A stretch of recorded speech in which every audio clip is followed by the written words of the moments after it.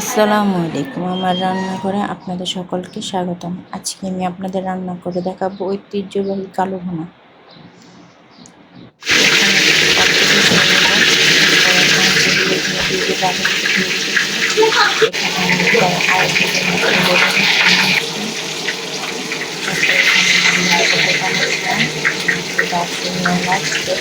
কালো এলাচ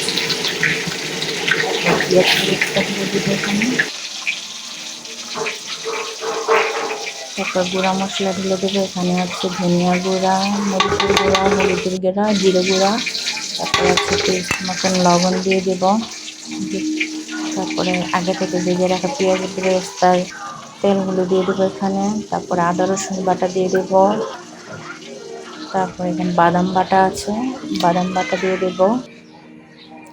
পেঁয়াজ কুচি, তারপরে এখানে কালো গোলমরিচের গুঁড়া,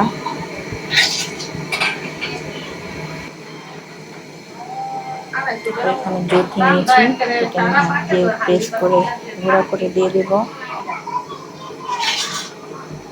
তারপরে নিয়ে নিব হাফ টেবিল চামচ যে রাঁধুনি গুঁড়া, যেটা আপনারা ছোট ধনিয়া নামে চিনেন, এটা দিয়ে দেবো। তারপরে এখানে যাই হলো অর্ধেকটা ওটা আমি থেতো করে দিয়েছি, বেটে ধুয়ে থেতো করে নিয়েছি, দিয়ে এবার হাত দিয়ে ভালো করে কুচলিয়ে প্রত্যেকটা মাংসের গায়ে সব কটা মশলা মেখে দেবেন। দেখেছেন কি সুন্দর হয়েছে। হাত দিয়ে মাখা অনেক ভালো, চেষ্টা করেন হাত দিয়ে মাখার জন্য।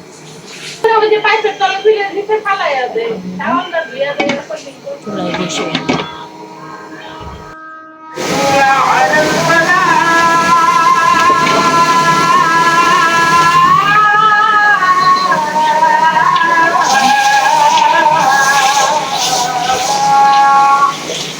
কোনো প্রকারে পানি দেবেন, যতটা সুন্দর দিয়ে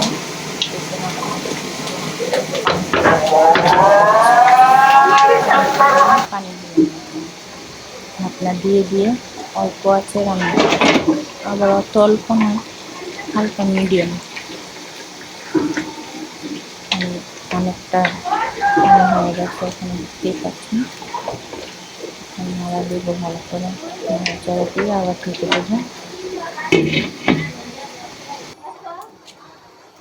এটা যত কম আছে রান্না করবেন তত নরম হবে। সময় নিয়ে একটু রান্না করতে হয়, কষাতে কিন্তু কালো হয়ে গেছে আমাদের।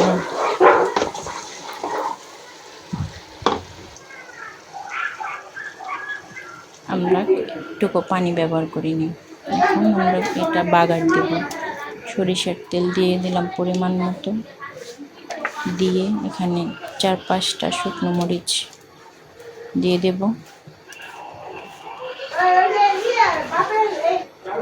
তেলটা গরম হয়ে গেছে, শুকনো মরিচ দিয়ে দেব।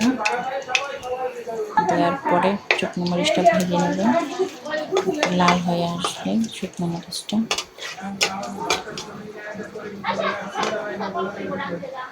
তারপরে এখানে দিয়ে দেব পেঁয়াজ বড় বড় করে নিয়েছি, আর রসুন,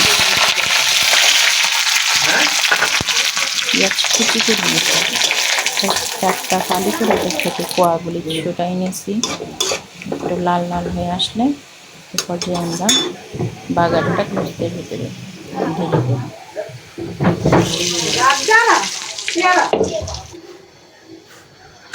আমাদের বাগার কমপ্লিট। এখন মাংসটা আরো 10 মিনিটের মতো ভাজা করে নেব। দেখতেই পাচ্ছেন আস্তে আস্তে কালারটা চেঞ্জ হয়ে যাচ্ছে।